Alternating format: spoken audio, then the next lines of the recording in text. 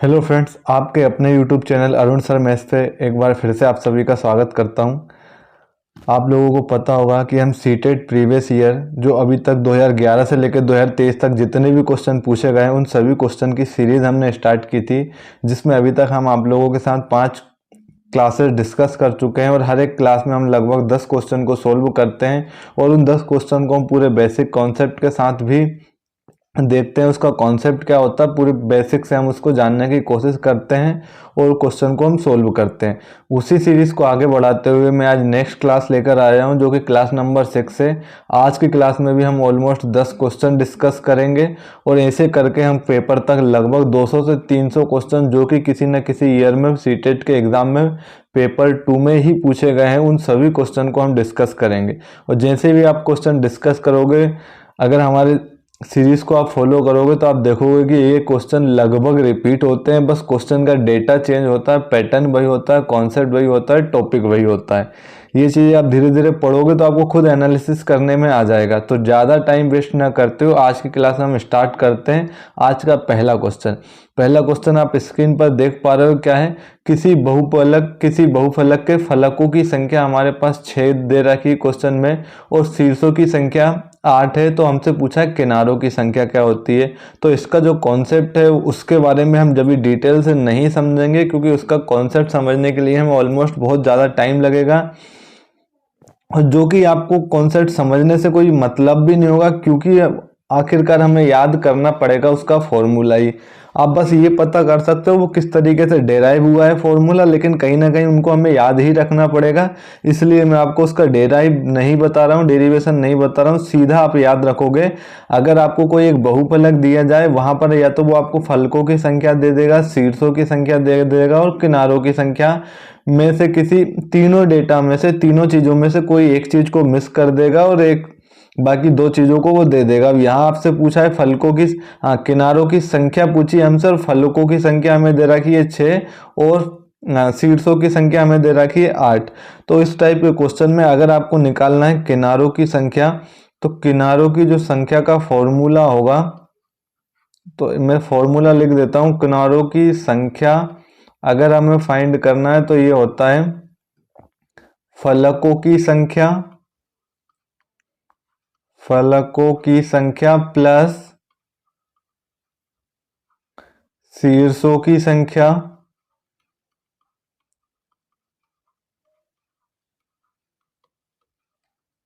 -2। यहां फलकों की संख्या हमें कितनी दे रखी है 6 प्लस शीर्षों की संख्या, शीर्ष है उसमें 8 और आप माइनस का 2 कर दोगे। 8 और 6 14, 14 में से आप 2 माइनस करोगे तो आंसर आ जाएगा हमारा 12। इसका मतलब उस बहुफलक में किनारों की संख्या कितनी हो जाएगी 12 की, जो कि हमारे क्वेश्चन का राइट आंसर होगा। तो आप ये फॉर्मूला याद रखना। इसमें से वो आपको या तो किनारों की संख्या पूछ लेगा या फलकों की संख्या पूछ लेगा या शीर्षों की संख्या देख के किसी भी दो की वैल्यू देख के तीसरी की वैल्यू वो पूछ सकता है। अब सेकंड क्वेश्चन पे चलते हैं हम। सेकंड क्वेश्चन दिया है एक सिक्का 10 बार उछाला जाता है। ये जो क्वेश्चन है वो प्रोबेबिलिटी प्रायिकता से लिया गया है। एक सिक्का 10 बार उछाला जाता है, परिणाम इस प्रकार अवलोकित किए जाते हैं। एच का मतलब हेड है, टी का मतलब टेल है। एच का मतलब हेड जिसे हम हिंदी में बोलते हैं चित, और टी का मतलब टेल जिसे हम हिंदी में यूज करते हैं पट। तो हमसे पूछा इसकी प्राप्त करना, ये चित प्राप्त हो उसकी क्या प्रायिकता, कि जब आप एक सिक्के को 10 बार उछालते हो तो इस तरीके से आपके पास ये कंडीशन आती है और हमसे पूछा कि उस पर चित आए उसकी क्या प्रायिकता है, क्या संभावना है। तो पहली चीज तो याद रखना, प्रायिकता का जो फॉर्मूला होता है, प्रायिकता इज इक्वल टू, ये होता है अनुकूल परिणामों की संख्या बटे कुल परिणामों की संख्या। अनुकूल परिणामों की संख्या डिवाइड में आता है कुल परिणामों की संख्या। ये फॉर्मूला होता है प्रोबेबिलिटी का, प्रायिकता का, कुल परिणामों की संख्या।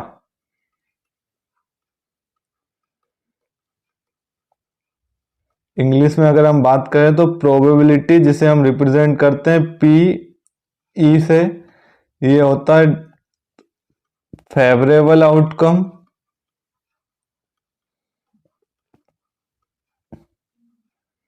डिवाइड बाय टोटल आउटकम, ये फॉर्मूला होता है प्रोबेबिलिटी का, बिल्कुल बेसिक सा फॉर्मूला। अब एक सिक्का 10 बार उछाला जाता है तो टोटल आउटकम क्या है, तो टोटल आउटकम हमें क्वेश्चन में दिए है कि हेड आता है, टेल आता है, हेड आता है, टेल आता है। तो यहाँ पर 10 बार उछाला जाता है तो टोटल कितने आउटकम आएंगे, टोटल 10 आउटकम आएंगे। तो डिवाइड में तो आ जाएगा हमारे पास 10। अब हमसे क्या पूछा है कि उस पर हेड आए उसकी क्या प्रायिकता है, चित आए उसकी क्या प्रायिकता है। तो अब देखो चित कहाँ कहाँ आ रहा है, तो एक ये है हमारे पास, एक ये है, यहाँ आ रहा है, यहाँ आ रहा है, यहाँ पर और यहाँ पर। हेड कितनी बार में आ रहा है, तो 1 2 3 4 5 6। तो हेड आने की जो प्रोबेबिलिटी हो जाएगी, जो ये हो जाएगी 6/10। और इसको अगर आप कैंसिल करोगे तो 2 3 जा 6 और 2 5 जा 10। तो 3/5 इस क्वेश्चन का आंसर हो जाएगा। ऑप्शन नंबर 4 करेक्ट हो जाएगा। प्रोबेबिलिटी में क्या होता है, टोटल आउटकम, तो एक सिक्का 10 बार उछाला जाता है तो 10 बार जो भी हमारे पास पॉसिबिलिटी आती है, यहाँ क्वेश्चन में हमें दी है और हमसे पूछा जाता है कि उस पर हेड आए उसकी क्या प्रायिकता है। तो हेड देखो यहाँ पर, यहाँ आया, यहाँ आया, टोटल कितनी बार आया हेड, तो हमारे पास 6 ऐसी स्थिति है जब जब हेड आया है। तो 6 बटे में कितना आ जाएगा, 10। तो इसको आप कैंसिल करोगे 2 से तो 3/5 ये हो जाएगा हमारे पास इस क्वेश्चन का करेक्ट आंसर। एक चीज और याद रखना, कभी कभी पूछ लिया जाता है कि प्रोबेबिलिटी का मान 0 से 1 के बीच में होता है। एक चीज हमेशा ये याद रखोगे आप, प्रोबेबिलिटी का मान कभी भी नेगेटिव नहीं होता है और कभी भी 1 से बड़ा नहीं होता है। वो 0 से 1 के बीच में होता है। वो 0 भी हो सकता है और वो 1 भी हो सकता है। और 0 कब होता है, तो जब कोई ऐसी घटना घटित हो जो इसके होने की संभावना नहीं हो। ठीक है, किसी घटना के घटित होने की संभावना नहीं हो तो ऐसी घटना की प्रोबेबिलिटी हमेशा 0 होती है। और एक ऐसी घटना घटित होना हो जिसका घटित होना निश्चित हो। ठीक है, जिसका घटित होना निश्चित हो, डेफिनेट हो कि ये घटना ही डेफिनेटली होगी, तो उस कंडीशन में यहाँ पर जो प्रोबेबिलिटी होती है वो 1 होती है। अगर आप चाहते हो कि प्रोबेबिलिटी का मैं पूरे बेसिक कॉन्सेप्ट के साथ एक टॉपिक वाइज इसकी क्लास लेकर आऊं, तो प्लीज कमेंट बॉक्स में कमेंट करके जरूर बताएं।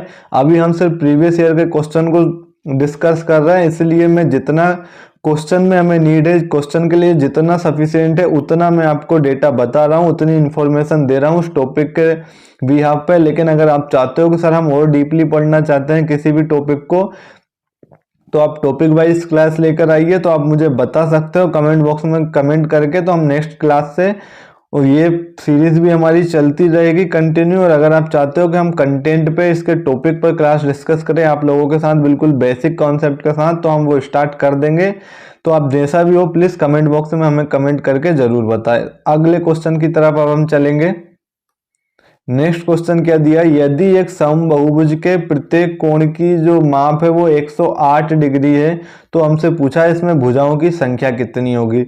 तो देखो इसका जो कॉन्सेप्ट है मैंने बहुत अच्छे से आपको इससे पहले वाली क्लास में बताया। एक समबाहुभुज के जितने भी कोण होते हैं, एक समबाहुभुज क्या हो सकता है, वो त्रिभुज हो सकता है, वो चतुर्भुज हो सकता है, वो पंचभुज हो सकता है, वो षटभुज हो सकता है, वो 10 भुज हो सकता है। कोई भी एक समबाहुभुज होता है जिसकी सभी भुजाएं बराबर होती है। समबाहुभुज का याद रखना, इसे इंग्लिश में बोलते हैं रेगुलर पॉलीगन।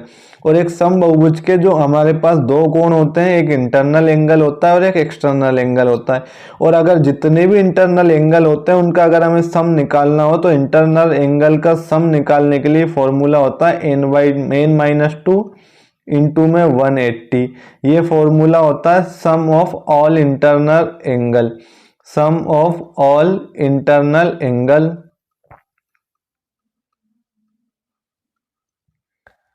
ये सभी एंगल का सम होता है। और अगर आपसे एक एंगल की वैल्यू पूछ ली जाए, ठीक है, तो एक एंगल की वैल्यू की कंडीशन में हम क्या करते हैं, उसमें जितनी भी साइड होती है उससे हम डिवाइड कर दे। तो यहाँ पर हमारे पास साइड कितनी है, n है। यहाँ पर n क्या रिप्रेजेंट करता है, नंबर ऑफ साइड। तो अगर आपको एक एंगल की वैल्यू निकालनी है तो n-2 इंटू में 180 डिवाइड बाय n। यहाँ पर हमें वैल्यू मिल जाती है इंटीरियर एंगल की, इंटीरियर एंगल की वैल्यू मिल जाएगी किसी भी एक इंटीरियर एंगल की। अब हमसे क्या बोला, प्रत्येक कोण की माप 108 डिग्री है। तो ये फॉर्मूला जो है वो एक एंगल की वैल्यू फाइंड करने का है और एक एंगल की वैल्यू हमें दे रखी है कितनी 108। इसका मतलब हमें n-2 into 180 degree divide by n, ये होता है किसी भी समबाहुभुज के एक अंतःकोण का मान निकालने की फॉर्मूला। और यहाँ पर जो हमें एक अंतःकोण का मान दे रखा है वो दे रखा है 108 डिग्री, तो इसको हम इक्वल कर देंगे 108 के। जब आप इसको सोल्व करोगे तो n-2 डिवाइड बाय n, इसको हम सोल्व करेंगे तो 108 और 180 यहाँ डिनोमिनेटर में आ जाएगा। आप इसको कैंसिल करोगे तो 12 से, तो 12 9 जा होता है 108 और 12 1 जा 12 और 12 5 जा 60। इसको और कैंसिल कर दोगे आप 3 से, 3 3 जा 9 और 3 5 जा 15, तो 3/5 आ जाएगा। आप इस क्रॉस मल्टीप्लाई कर दोगे तो n-2 का मल्टीप्लाई हो जाएगा 5 से और 3 का मल्टीप्लाई हो जाएगा n से। इसको हम सोल्व करेंगे तो 5n माइनस का 5 2 जा 10 is equal to 3n। Minus का 3n इस साइड, सॉरी प्लस का 3n इस साइड लाओगे तो माइनस का 3n हो जाएगा। 5n minus 3n is equal to minus का 10 राइट हैंड साइड में जाएगा तो ये प्लस का 10 हो जाएगा। 5 माइनस 3n करोगे, 5n माइनस 3n तो हमारे पास आ जाएगा 2n, 2n is equal to 10 होगा। तो n की वैल्यू हमारे पास कितनी हो जाएगी, 5 हो जाएगी। और हमसे यही पूछा था कि इसमें कितनी भुजाओं वाली है, ये बहुभुज है या भुजाओं की संख्या कितनी है। तो यहाँ पर जो n होता है वो नंबर ऑफ साइड्स होता है, बहुभुज की भुजाओं की संख्या दर्शाता है यहाँ पर। तो n की वैल्यू हमारे पास 5 है, इसका मतलब ऑप्शन नंबर सेकंड इसका करेक्ट आंसर हो जाएगा। तो इस तरीके से हमें किसी भी क्वेश्चन को सोल्व करना होता है। जब हमसे वो इस तरीके से प्रत्येक कोण का माप दे देगा या पूरे कोणों का माप दे देगा, योग दे देगा, तो आपसे एक कोण की वैल्यू पूछ लेगा या किसी बहुभुज में n पूछ सकता है, भुजाओं की संख्या पूछ सकता है, भुजाओं के कोणों का योग देके। तो ये चीजें आप याद रखना। और अगर आप चाहते हो उसके डिटेल में मैं क्लास आप लोगों से डिस्कस करूं विद कॉन्सेप्ट के साथ, तो प्लीज कमेंट बॉक्स में कमेंट करके जरूर बताएं। अब नेक्स्ट क्वेश्चन की तरफ चलते हैं हम। नेक्स्ट क्वेश्चन क्या दिया, यदि √1058 इंटू √648 इज इक्वल टू 18 है तो x की वैल्यू हमें फाइंड करनी है।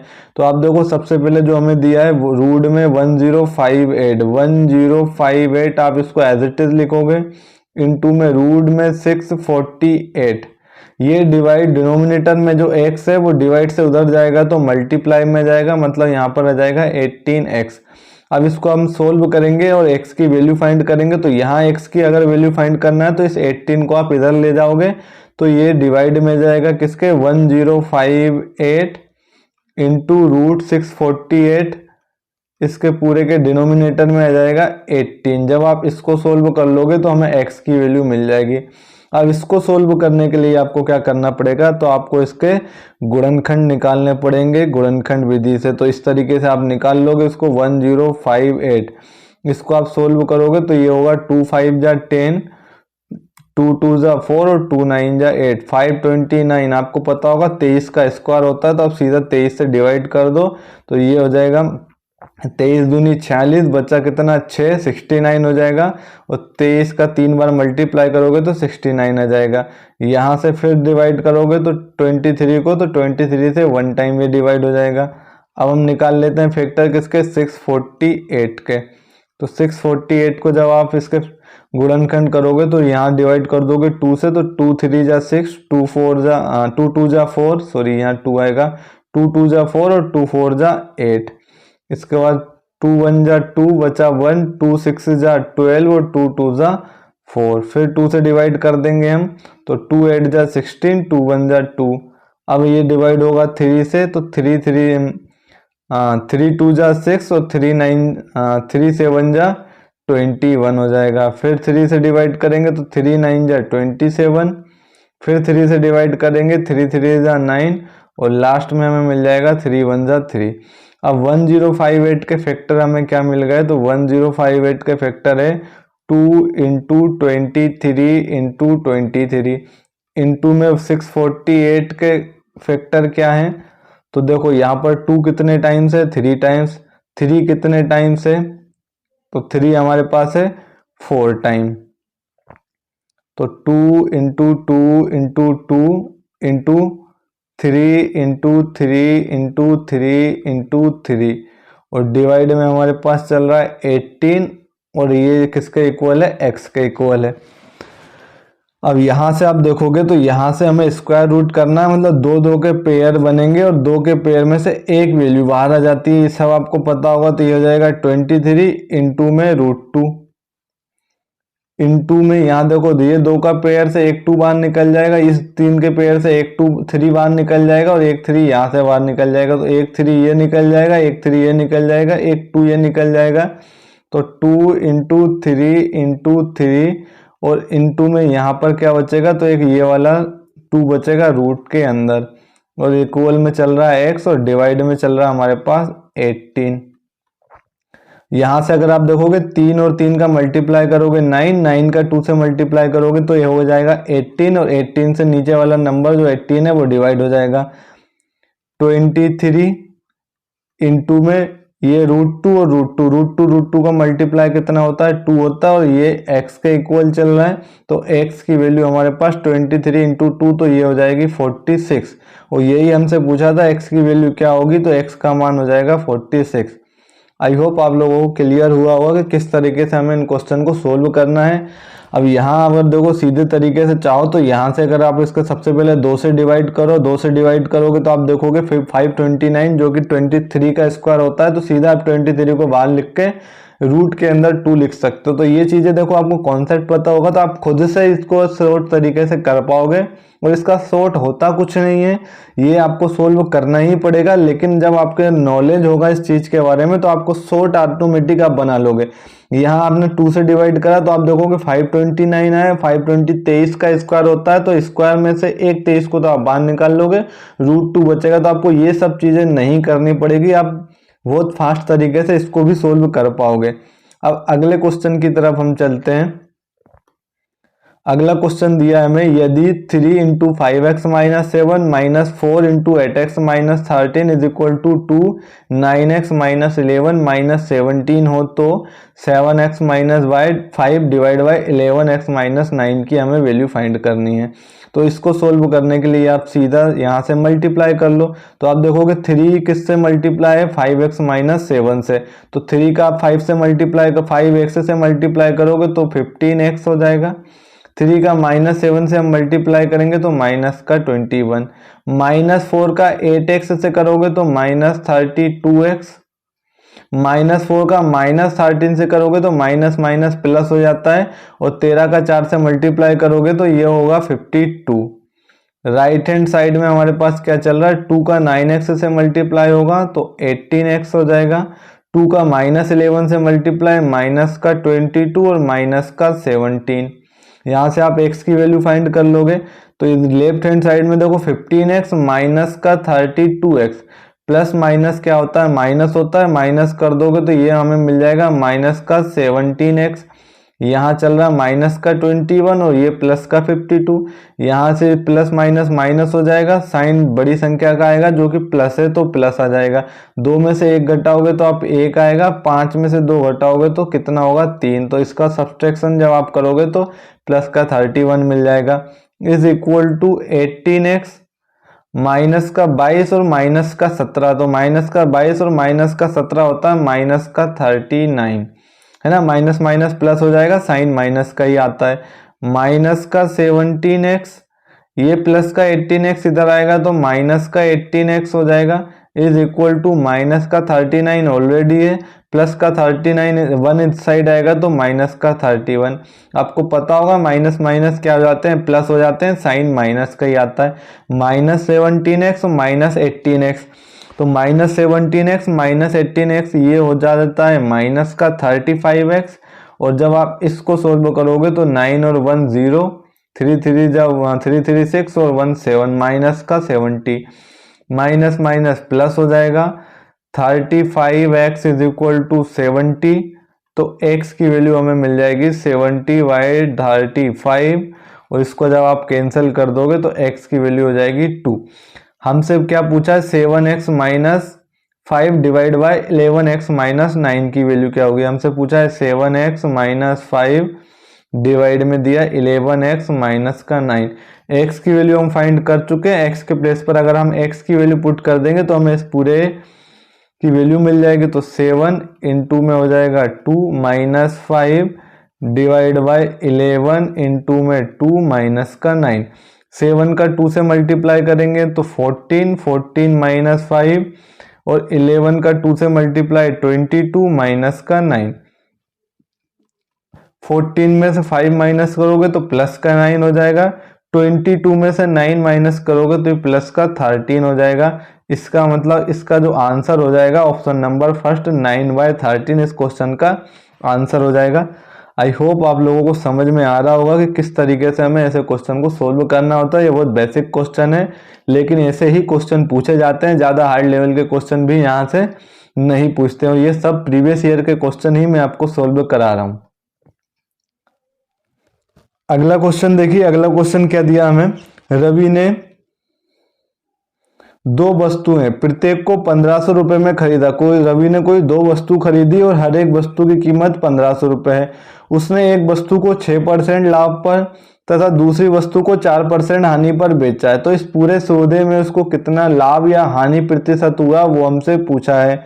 तो देखो, पहले तो मैं इसको पूरे बेसिक मेथड से बताऊंगा कि इसको अगर हम बेसिक से सोल्व करें तो कैसे सोल्व करेंगे, और फिर हम इसको शॉर्ट ट्रिक से भी देखेंगे कि हम कम से कम टाइम में कैसे आंसर निकालें।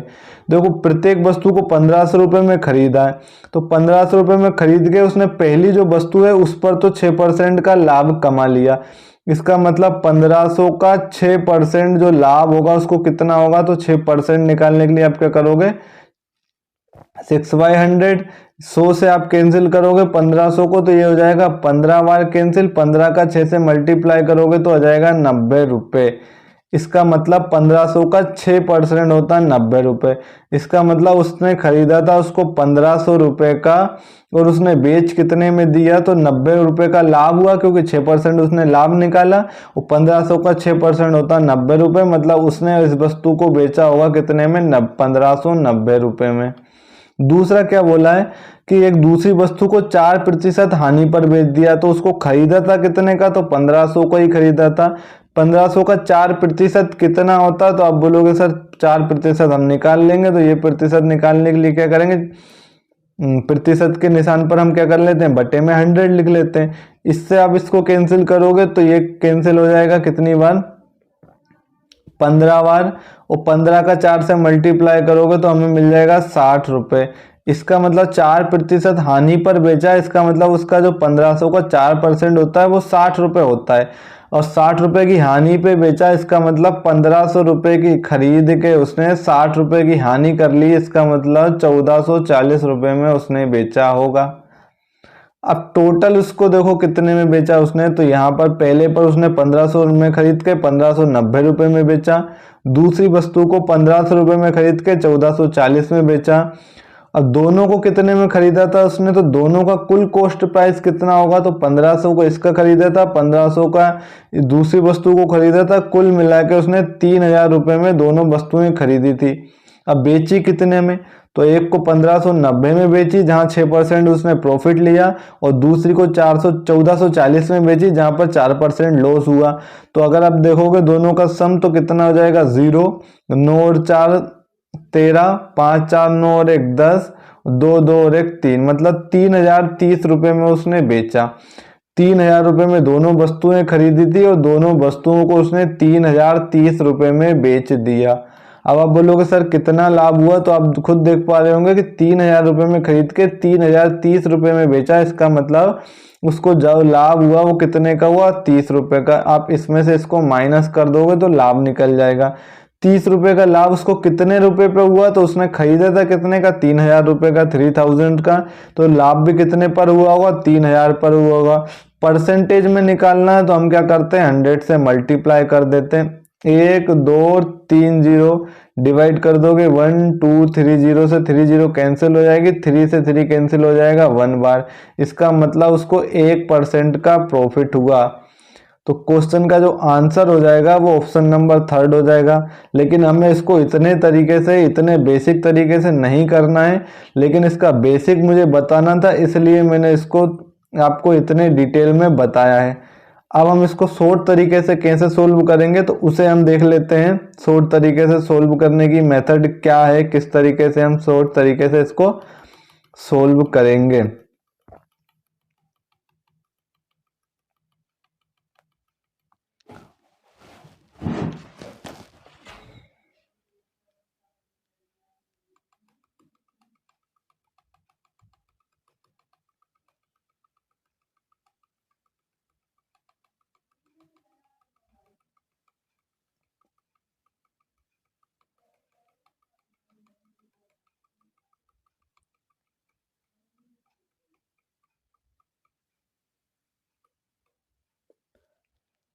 अब हमें देखेंगे इसकी शॉर्ट मेथड। तो शॉर्ट मेथड में हम कम से कम टाइम में इस क्वेश्चन का आंसर निकाल पाएंगे। अब देखो उसने कितने वस्तुएं खरीदी, तो यहाँ क्वेश्चन में दिया हमें 2 वस्तुएं खरीदी।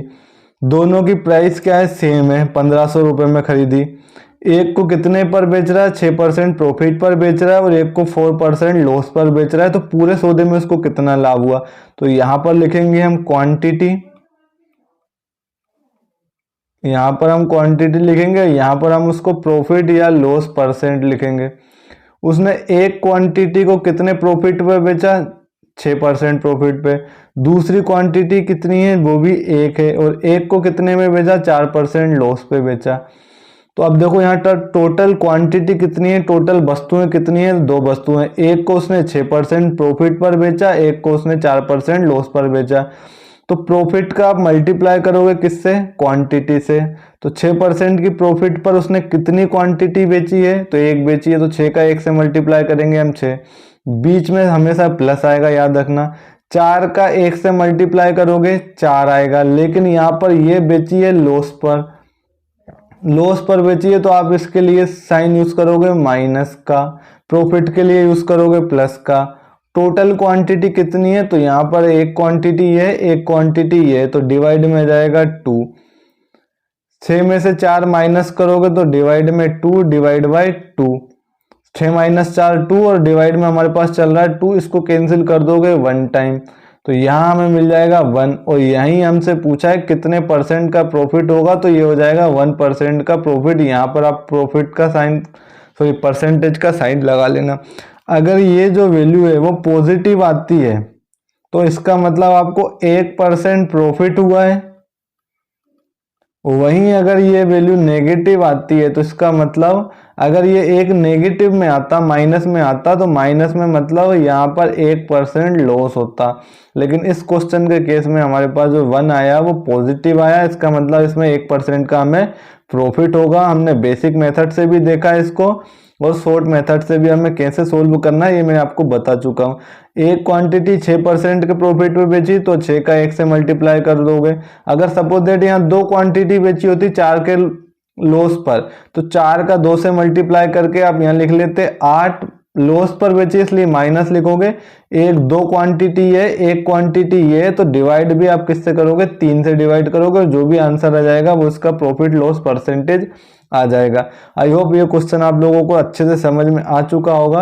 अब हम अगले क्वेश्चन की तरफ बढ़ते हैं। अगला क्वेश्चन क्या है, किसी चतुर्भुज के कोण हमें दे रखे हैं 2, 3, 5 और 8 के अनुपात में है।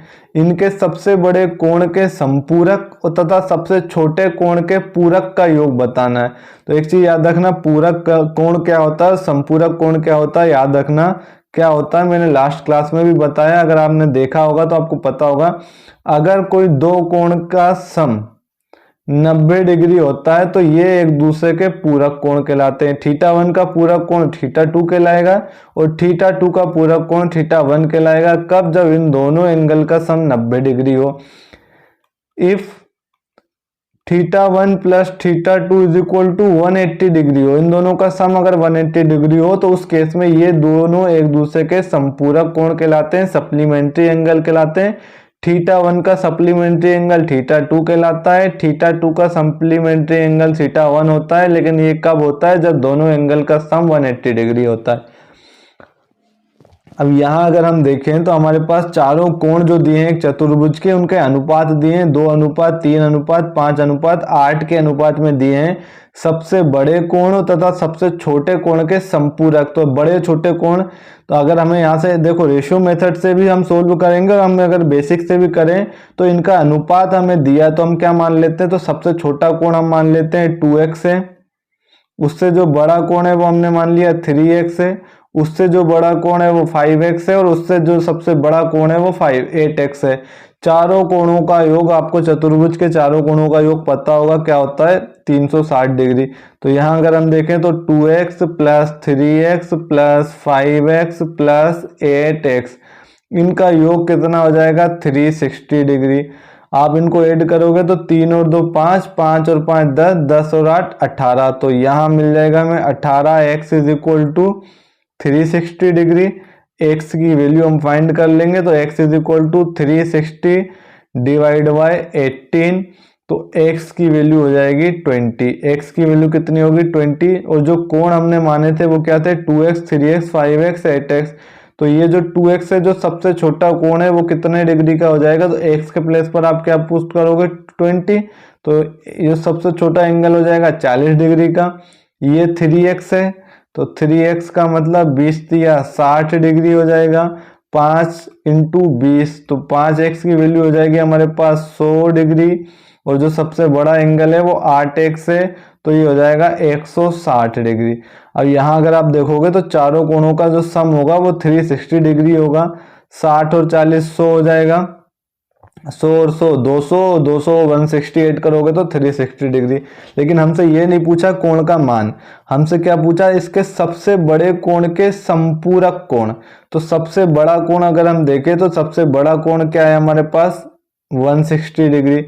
इसका संपूरक कोण क्या होगा, तो मैंने आपको बताया था जब कोई दो कोण का सम, अगर यहाँ में कोई एक, जैसे मान के चलो ये 160 है, इसका संपूरक कोण क्या होता है, तो मैंने बताया था कब जब कोई दो एंगल का सम कितना हो 180 डिग्री के इक्वल हो, तो ये वाला एंगल इसका संपूरक कोण कहलाता है और ये वाला का संपूरक ये कहलाता है। तो सबसे बड़े कोण का संपूरक क्या होगा, तो आप देखोगे यहाँ 160 में कितना ऐड किया जाए कि 180 आ जाए, तो आप बोलोगे सर ये हो जाएगा 20 डिग्री। तो इसका संपूरक कोण, बड़े वाले कोण का संपूरक कोण होगा 20 डिग्री, और सबसे छोटे कोण का पूरक, और सबसे छोटा कोण का क्या दिया है हमें 40 डिग्री। तो 40 डिग्री का अगर आप पूरक कोण निकालोगे, तो मैंने बताया था पूरक कोण क्या होता है, तो जब दो कोणों का सम हमारे पास 90 डिग्री होता है तो तब हम उन दोनों को एक दूसरे का पूरक कोण कहते हैं। तो 40 में आप क्या ऐड करो कि सम 90 डिग्री हो जाए, तो आप बोलोगे सर 50 डिग्री अगर हम ऐड करेंगे तो सम 90 डिग्री हो जाएगा, मतलब 40 का जो पूरक कोण होगा वो 50 डिग्री हो जाएगा। सबसे बड़े कोण का जो संपूरक कोण होगा वो 20 डिग्री हो जाएगा, और हमसे इन पूरक कोणों का योग पूछा है, तो 50 और 20 को ऐड करोगे तो 70 डिग्री आएगा, 70 डिग्री आएगा, जो कि इस क्वेश्चन में ऑप्शन नंबर 4 होगा इस क्वेश्चन का करेक्ट आंसर। आई होप आप लोगों को समझ में आया होगा कि किस तरीके से हमें क्वेश्चन को सोल्व करना होता है। ये सभी क्वेश्चन अच्छे क्वेश्चन है, इंपॉर्टेंट क्वेश्चन है और एग्जाम में पूछे गए ही क्वेश्चन है। अगले क्वेश्चन की तरफ चलते हैं। अब हम अगला क्वेश्चन क्या दिया है, 2/3 की पावर 2 और उसकी whole power 3 into 1/3 raise to the power -4 plus 3 to the power -1 into 1/6 divide में हमारे पास चल रहा है 5/8 raise to the power -3 into 5/4 की होल पावर 2 इंटू में 2 की पावर -1। एक चीज याद रखना, आपके अगर आपके पास लिखा है 1/2, अगर आप ये डिनोमिनेटर से 2 को ऊपर ले जाते हो तो ये पावर हो जाती है -1, मतलब पावर अगर ऊपर न्यूमरेटर में है किसी के तो उसको डिनोमिनेटर में लाओगे तो वो प्लस हो जाएगी, प्लस से माइनस हो जाएगी, माइनस से प्लस हो जाएगी। अब देखो, और एक चीज और याद रखना, अगर हमारे पास x to the power m दी हो और उसकी होल पावर अगर n है, तो हमने एक फॉर्मूला पढ़ा है x की पावर m और उसकी होल पावर n, तो ये हो जाता है x to the power mn, यहाँ पर पावर का मल्टीप्लाई हो जाता है। यहाँ अगर आप देखोगे तो 2/3 की पावर 2 है और उसकी होल पावर 3 है, तो इस फॉर्मूले के अकॉर्डिंग ये क्या हो जाएगी 2/3 की पावर, और पावर का आप मल्टीप्लाई कर लोगे तो 3 2 जा 6 हो जाएगा। इनटू में क्या चल रहा है हमारे पास 1/3 की होल पावर -4, तो एक चीज और क्या फॉर्मूला पढ़ा है हमने कि अगर हमारे पास a की पावर n है डिवाइड में भी b की पावर n है और अगर ये दोनों इक्वल है तो हम दोनों को लिख सकते हैं a बाय b की पावर n। क्या लिख सकते हैं? a बाय b की पावर n। अब यहाँ देखो 1/3 की पावर -4 है, इसका मतलब 1 की पावर भी -4 है, 1 की पावर भी -4 है और 3 की पावर भी -4 हो जाएगी। इनटू में 3 की पावर -1 है, तो अब इसको जब डिनोमिनेटर में लाओगे तो ये 1/3 की पावर +1 हो जाएगी। इनटू में चल रहा है 1/6 और इस सबके डिवाइड में 5/8 की पावर -3, इसका मतलब 5 की पावर -3 डिवाइड बाय 8 की पावर -3 इंटू 5/4 की पावर 2, तो आप इसको लिख लोगे 5/4 की होल पावर 2 इंटू 2 की पावर -1 है, तो इसको हम लिख लेंगे 1/2। अब यहाँ देखो 2 की पावर 6 और 3 की पावर 6, यहाँ पर क्या दिए 1 की पावर -4 है, 3 की पावर भी -4 है, तो ये 1 की पावर -4 जब डिवाइड में डिनोमिनेटर में आप लाओगे तो +4 हो जाएगी और 3 की पावर -4 को जब आप न्यूमरेटर में ले जाओगे तो ये प्लस की हो जाएगी। तो फाइनली यहाँ हमें मिल जाएगा 2/3 की पावर 6 इंटू ये पलट जाएगा तो ये हो जाएगा 3/1 की पावर 4, 3/1 की पावर 4 इंटू में चल रहा है 1/3 इंटू में चल रहा है यहाँ 1/6। इसी तरीके से इसमें भी आप क्या करोगे 5 की पावर -3 नीचे जाएगी तो 5 की पावर +3 हो जाएगी, 8 की पावर -3 जब न्यूमरेटर में जाएगी तो 8 की पावर +3 हो जाएगी। इसका मतलब ऊपर 8 हो जाएगा नीचे 5 हो जाएगा और इन दोनों की पावर 3 हो जाएगी और जिसकी होल पावर भी हम लिख सकते हैं। इसी तरीके से इसको आप लिख लोगे 5/4 की पावर 2 और इनटू में चल रहा है 1/2। अब आप इसको ओपन कर लोगे तो यहाँ देखोगे हमारे पास क्या है 2/3 की पावर 6 है, 3 की पावर 4 है, 1/3 इंटू 1/6। यहाँ 2 की पावर 6 है तो आप इसको पूरे को एक्सपेंड करके सोल्व कर लेना।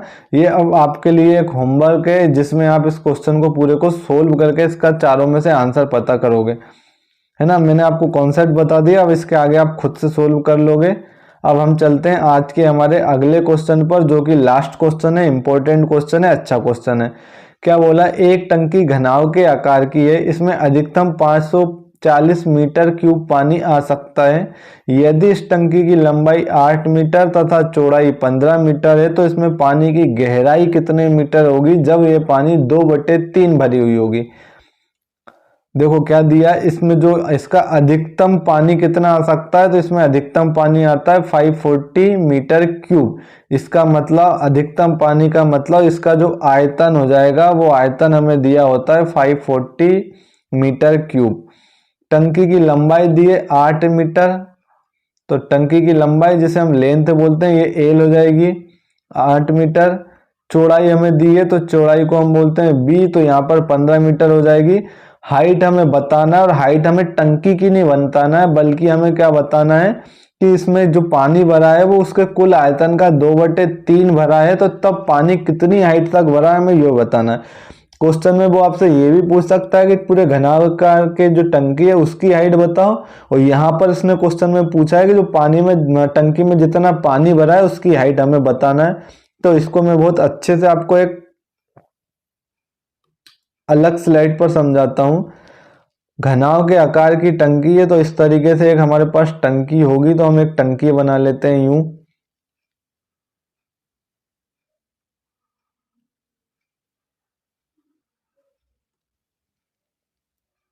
ना ये थोड़ी सी ठीक तरीके से बन नहीं पाई है, लेकिन ये इस तरीके से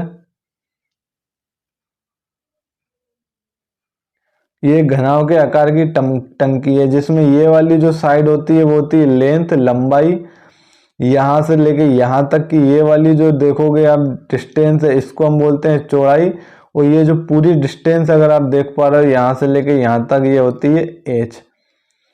अब इसमें जो पानी आ सकता है, तो पानी इसमें कितना आ सकता है, तो आपको पता होगा घनाभ में जितना भी उसका आयतन होता है, आयतन क्या दर्शाता है कि उसके अंदर कितनी कैपेसिटी है, उसके अंदर अगर कोई लिक्विड भरा है तो उसमें कितना पानी आ सकता है वो हमें दर्शाता है। तो इसका जो हमें आयतन तो दे रखा है, आयतन हमें दे रखा है कि 540 मीटर क्यूब पानी आ सकता है, लेकिन इतनी भरी नहीं है। पूरी फुल भरोगे तो इतना पानी आ सकता है, लेकिन इसका कितना भरा है, तो इसमें बोला है कि इसका जो फुल आयतन होता है उसका 2/3 भरा है। तो 540 का 2/3 मीटर क्यूब पानी भरा है। तो 2/3 अगर हम निकालेंगे यहाँ से तो आप देखोगे इसको कैंसिल करोगे, 3 1 जा 3 बचा 2, 3 8 जा 24 और 0 एज इट इज। 180 का 2 से मल्टीप्लाई करोगे तो 360 मीटर क्यूब, 360 मीटर क्यूब। इसका मतलब इस टंकी में 360 मीटर क्यूब पानी भरा है। तो टंकी का जो आयतन होता है, घनाभ का जो आयतन होता है, घनाभ का आयतन, वॉल्यूम ऑफ क्यूबॉइड, इंग्लिश में हम इसको बोलेंगे वॉल्यूम ऑफ क्यूबॉइड। अगर आपको घनाभ का आयतन निकालना है वो होता है length into breadth into height. अब यहाँ पर आयतन में तो देखो पूरा पानी आ जाएगा, लेकिन क्या बोल रहा है कि हमें पानी की हाइट बताना, ना कि टंकी की हाइट। अगर टंकी की हाइट बताओगे तो आयतन आप 540 यूज करोगे, लेकिन पानी कितनी हाइट तक भरा ये अगर बताना तो इसका 2/3 भरा है, जितना पानी टंकी में आ सकता है उसका। तो उसका 2/3 हमने क्या निकाल लिया, 360 मीटर क्यूब। इसका मतलब इसमें जो पानी भरा है अब वो कितना भरा है, तो 360 मीटर क्यूब पानी भरा है। इसमें लेंथ हमें कितनी दी थी, तो लेंथ हमें दी थी 15 मीटर। एक बार मैं देख लेता हूं क्या दिया था, है ना। टंकी की लंबाई दी थी 8 मीटर, चौड़ाई दी थी हमें 15 मीटर।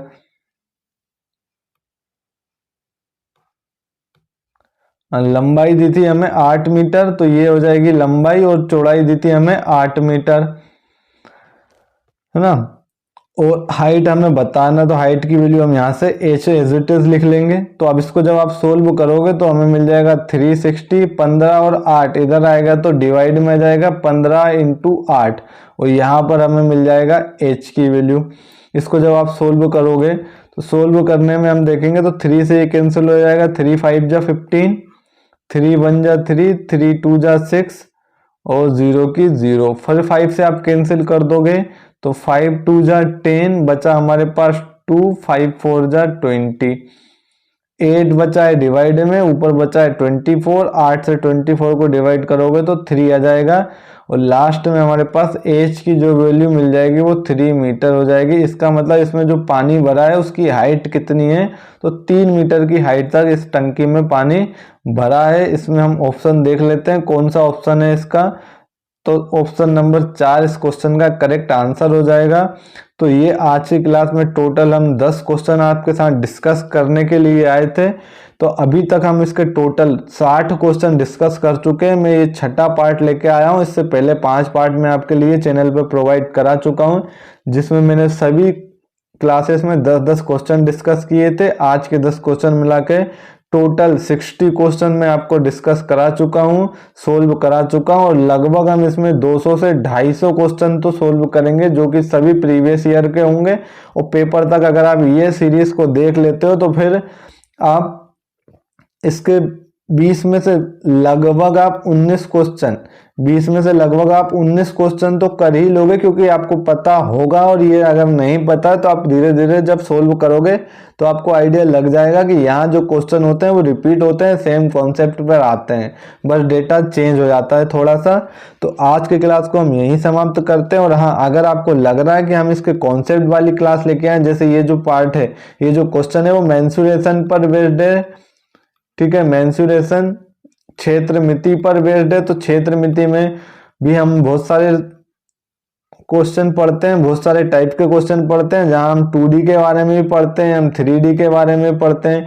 2D का एरिया कैसे फाइंड करते हैं, 3D का एरिया फाइंड करते हैं, वॉल्यूम फाइंड करते हैं, तो किस तरीके से फाइंड करते हैं। हर एक टॉपिक की अगर आपको कंटेंट वाली क्लास चाहिए तो प्लीज़ कमेंट बॉक्स में हमें कमेंट करके ज़रूर बताइए। मैं बिल्कुल बेसिक तरीके से, बहुत अच्छे तरीके से आपके साथ पूरी क्लास को डिस्कस करूंगा और कंटेंट को भी डिस्कस करूंगा, ताकि जिससे आपकी अच्छी से बेहतर तैयारी पेपर से पहले हो जाए। और अगर आप इतने क्वेश्चन भी सोल्व कर लेते हो तो ऑलमोस्ट आपकी अच्छी तरीके से तैयारी हो जाएगी। जो 30 मार्क्स में आपका जो 20 मार्क्स कंटेंट से आते हैं, 20 क्वेश्चन जो कंटेंट से आते हैं वो इससे बाहर कहीं नहीं जाएंगे, कभी नहीं जाएंगे। ठीक है, तो आज की क्लास को यहीं समाप्त करते हुए मिलते हैं हम आपसे नेक्स्ट क्लास में। अगर क्लास अच्छी लगी हो तो प्लीज़ ज़्यादा से ज़्यादा लोगों के पास शेयर करें, और चैनल को अभी तक सब्सक्राइब नहीं किया है किसी भाई बहनों ने तो प्लीज़ सब्सक्राइब कर लें। ठीक है, ओके बाय।